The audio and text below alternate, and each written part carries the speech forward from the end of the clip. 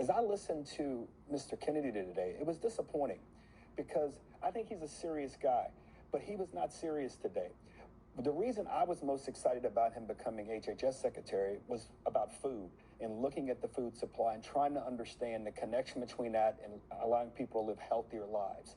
I didn't think he got to any of that. Much of the criticism, Greg, around vaccines that he encountered today, it was as much from Republicans as it was Democrats. In fact, the leader of the committee, Bill Cassidy, he was the one that said, you are denying people vaccines. I wasn't a Democrat. The first person to say that was Senator Cassidy. He was followed up by the senator from Wyoming and even Senator Tillis asking these questions.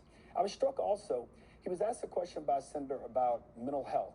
And we talk a lot about mental health when guns are involved on campuses or in workplaces. And I think mental health is an issue. The administration cut Medicaid. The biggest provider, the single biggest payer for Medicaid services for young people in this country is Medicaid. Mr. Kennedy couldn't ask it. We answered that. We put up Senator Warner, who I thought asked questions about COVID and how many people died, how many people are going to see their increases in drug costs go up, seniors that is, next year. And Mr. Kennedy couldn't answer it. You can't be the HHS secretary. We poke fun at Jasmine Crockett, rightly so, when she can't answer basic questions, and even other Democrats. We have to be consistent. You can't be the HHS secretary and not know the budget for Medicaid, Medicare, or CDC. Finally, you can't blame. I'm going to cut you a bit.